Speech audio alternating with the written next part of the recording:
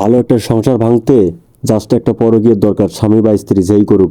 এই ভিডিওটা দেখেন, স্বামী কাজ শেষ করে বাড়িতে চলে আসে এবং আসার পর দরজা খুলেই দেখে যে স্ত্রী ফোনে কথা বলতেছে, চ্যাট করতেছে। তারপরও স্বামী কিছু না মনে করেই সে হেলমেটটা রাখলো, রাখার পর জামা কাপড়গুলো খুলে রাখতেছে, কারণ সে ফ্রেশ হবে।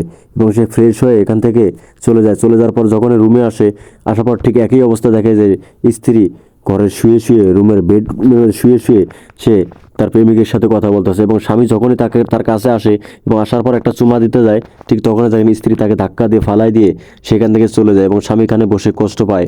কষ্ট করে সেখানে বসে আছে এবং দেখেন স্ত্রী দেখেন কত সুন্দর করে সে তার পেটের ব্যথা ওঠে, সেখানে দৌড়ায় যায় এবং ফোনটা ফ্রিজের উপর রাখে। ঠিক তখন এই ভাইটি পানি খাওয়ার জন্য আসে এবং আসার পর সে পানির বোতলটা খুলে, ফ্রিজটা খুলে পানির বোতল দেখে। ঠিক তখনই দেখে যে তার স্ত্রী হোয়াটসঅ্যাপে একটা মেসেজ আসে। ঠিক তখনই মেসেজটা দেখে যে আই লাভ ইউ। এই মেসেজগুলো দেখে সে অনেকটাই খারাপ লাগে, তার কষ্ট লাগে এবং সে কান্নাও করে যে স্ত্রীকে এত ভালোবাসে আমি, এত কিছু দিয়ে আমি করি, তারপরে এত ভালো রাখতেছে, সুখে রাখতেছে, তারপরেও সে পরকীয়া করে, এর সাথে আমি থাকবো না। তারপর দেখেন সে একটা চিঠি লেখে এবং চিঠি লেখার পর সে একটা কিছু টাকাও তাকে দেয় এবং চিঠির সে সবগুলোই ওই মোবাইলের উপরে রেখে সে তার স্বামী এখান থেকে চলে, ঘর থেকে বের হয়ে সে এখান থেকে চলে যায়।